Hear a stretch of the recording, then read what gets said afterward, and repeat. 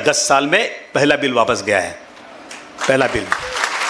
अस्सलामुअलैकुम वरहमतुल्लाहि वबरकातुहू। मेरे प्यारे नाज़रीन, आप हज़रात को ये बखूबी मालूम है कि अभी वक्फ़ बिल को लेकर पूरे हिंदुस्तान में एक हंगामा मचा हुआ है, अफरा तफरी का माहौल है।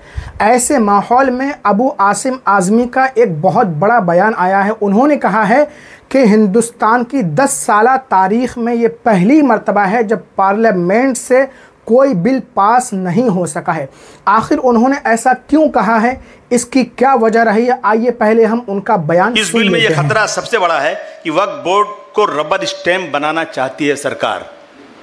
वक्फ बोर्ड सिर्फ रबर स्टैम्प बनेगा, वक्फ बोर्ड की सारा पावर एक कलेक्टर को देना चाहती हैं। अब ये जो है नए बिल में ये किसी ज़िले में कोई ज़मीन वक्फी है या नहीं है, ये फैसला अब वक्फ बोर्ड नहीं करेगा बल्कि कलेक्टर करेगा, जिससे मौलाना साहब ने बता दिया आपको। कलेक्टर करेगा फैसला। और कलेक्टर कौन है? सरकारी आदमी है। किसका आदमी है? सरकार का आदमी है।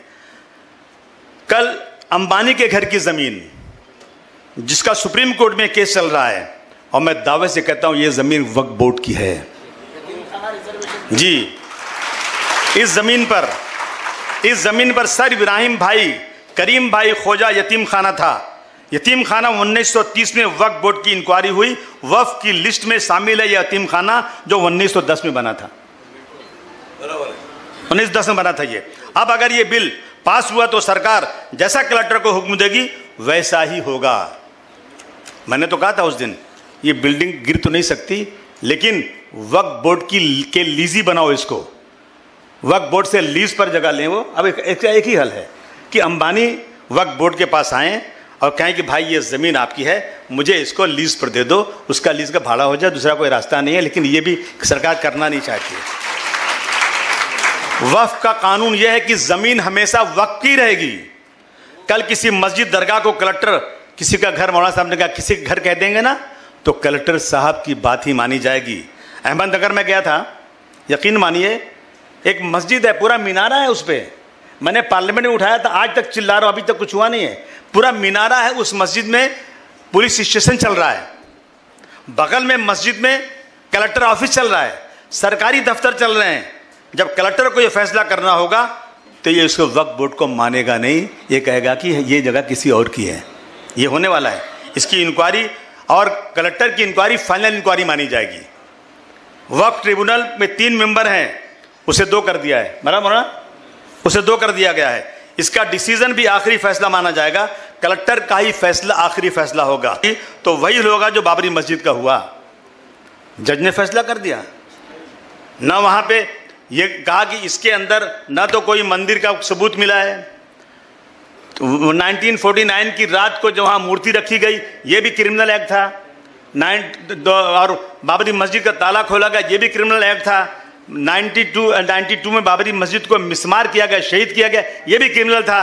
लेकिन जज साहब ने फैसला कर दिया, हम कुछ नहीं कर सके।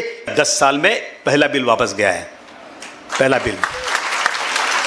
400 पार कहने वाले 240 पर आ गए।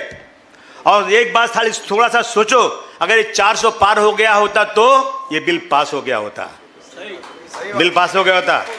मैं बहुत बधाई देना चाहता हूं, मुबारक आप लोगों को देना चाहता हूं। ये कौम के वो लोग बैठे हैं जिन्होंने अंग्रेजों के दांत खट्टे कर दिए थे, ये वो लोग हैं। मैं बार बार कहता हूं मौलाना, मैं कहता हूं जमीयतुल उलमा इस मुल्क की सबसे बड़ी जमात है। खुदा की कसम मैं एक बार नहीं 50 बार कह चुका हूं, कौम का कोई आज रहबर नहीं है, कौम बेरहनुमा चल रही है। हर आदमी अपना फैसला खुद कर रहा है। 20-25 करोड़ मुसलमानों का कोई रहनुमा नहीं। हाथ जोड़कर कहना चाहता हूं, खुदा के वास्ते उठिए आप लोग। तो मेरे प्यारे नाज़रीन, अबू आसिम आज़मी के बयान को सुनकर आपने अंदाज़ा लगा लिया होगा कि आखिर उन्होंने ऐसा क्यों कहा है कि 10 साला तारीख़ में ये पहली मर्तबा है जब, है ना, पार्लियामेंट से कोई बिल पास नहीं हो सका है। और उन्होंने साथ में ये भी कहा कि आज मुसलमानों का कोई कायद, कोई लीडर नहीं है, हर मुसलमान अपना फ़ैसला ख़ुद कर रहा है। और ये जाहिर सी बात है, आज हमारे ऊपर जो जुल्म सितम के पहाड़ तोड़े जा रहे हैं और मुसलमान हर तरफ परेशान है, हैरान है। उसकी एक वजह तो ये है कि वो अमल में पीछे हो चुका है, नमाज, रोज़ा, ज़कात, हज वगैरह। दूसरी जो बड़ी वजह है कि उसका कोई नेता नहीं है, लीडर नहीं है।